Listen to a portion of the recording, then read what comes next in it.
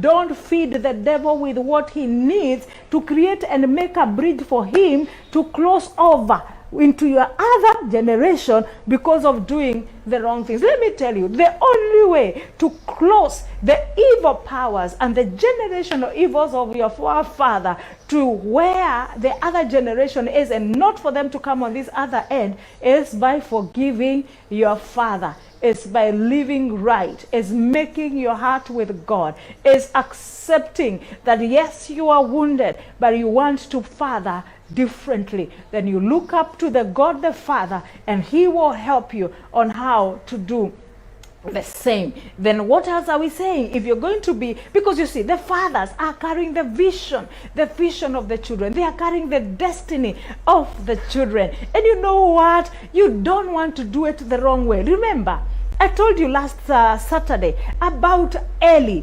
Eli was a priest. Eli is the one who taught Samuel how to listen to God. But you can imagine, a man of God could not raise his children in the godly way because he never allowed the God he was serving to transform him on that altar. And because he never allowed God to transform him, his own children were priests. But as we read in 1 Samuel chapter number 2 and verse 34, Eli totally, what are we seeing? That Eli and Hophni and Phinehas, the Bible calls them worthless men. They were eating from the sacrifice and the offerings of the altar.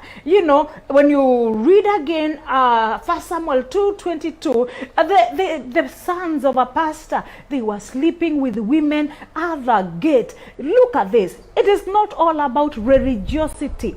It's not the things you think you believe in that count. It's that which you do that will transform your family. Connect with God. Allow him to transform him. Look at this. The destiny of Hophni and Phinehas was cut short because the father, who was the priest, was not able to live in accordance to the desire of God. This was a man who lived to please the people. He warned the children not to sin, not because of holiness and godliness, but because he wanted to have a good name. A form of godliness will not save you as children. Look for God to be able to help you so that you can have the right conduct and behavior that is able to be passed on to your children. Then the other thing, if you're going to be a good father, you must offer gracious, reasonable, this I want to repeat again and again, gracious, reasonable, and genuine love to the mother. It does not matter who you are,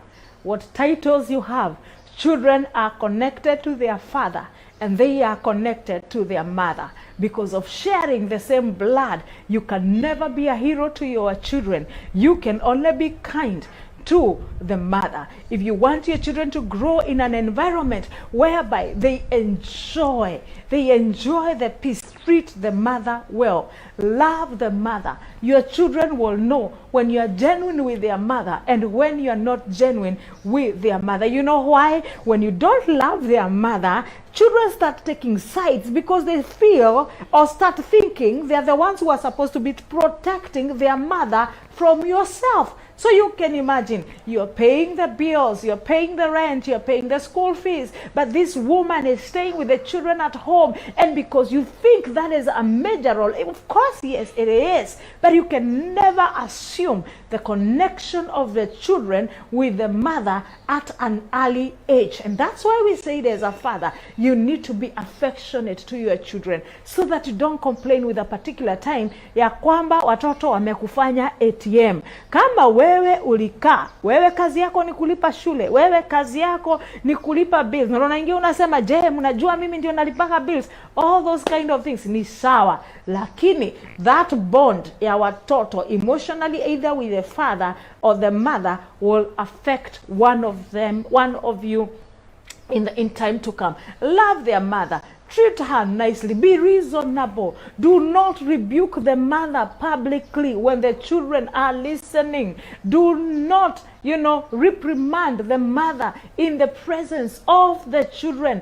Don't make your wife part of your children. Let the children know that you have a separate dealing of how you deal with the mother, and they are the children. In the African culture, it's amazing. Most of us have made our wives look like part of the children. My friend, you think you're doing yourself well? Your son is watching. Your daughter is watching. It's a matter of time. They will come down. This time they are dependent on you for provision. When they don't need anything from you, the children will turn against you. Don't blame the mother.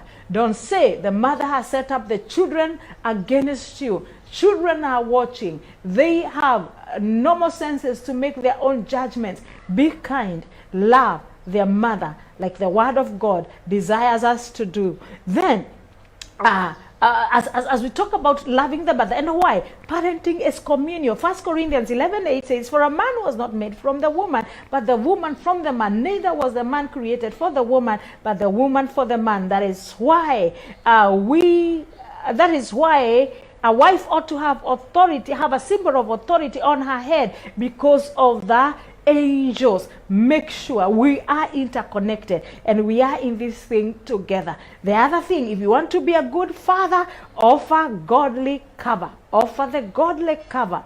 The cover brings in the identity. The cover brings in the right governance. In offering the right cover, you bring in the right governance in your own family. And you know what? The only way to bring the right governance in your own family is by making sure that you have allowed Christ to be your head. If you want to be the head of a woman, make sure that Christ is the head, so that whatever you do is emanating from the compassionate heart of Christ and the grace of God to be able to do it. You know what? When you love your wife the way Christ loves the church, when you offer your children with the right governance as God would desire, then what happens? Your wife ranks under, the children take their position, and you enjoy the leadership. And in enjoying the leadership, you create an environment that is peaceable, an environment that is godly, where your seeds, your own children are growing,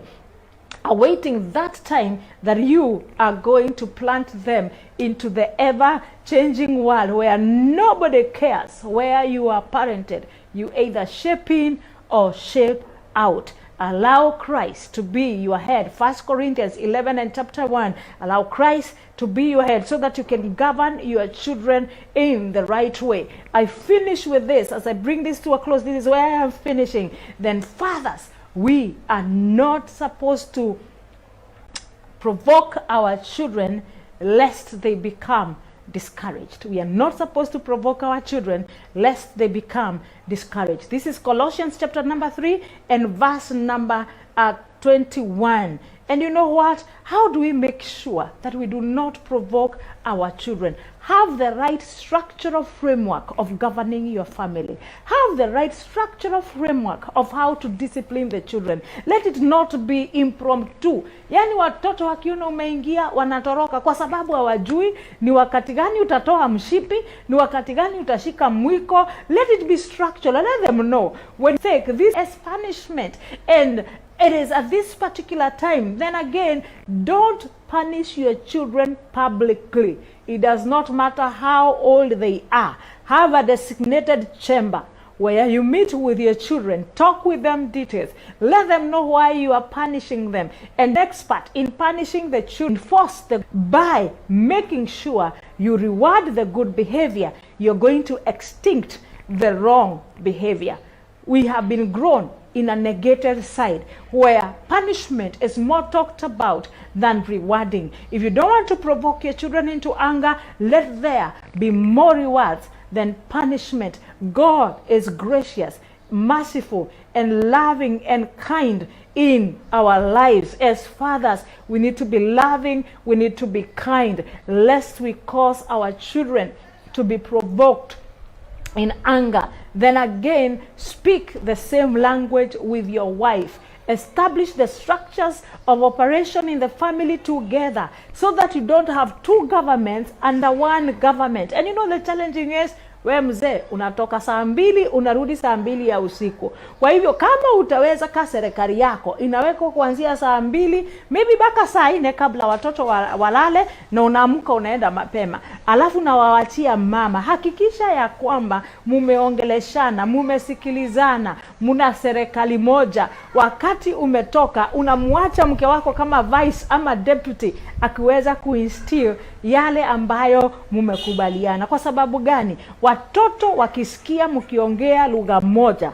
watawaheshimu. Wakisikia mkiongea lugha mbili tofauti, watawatenganisha na watawaletea changamoto katika ile hali ya malezi.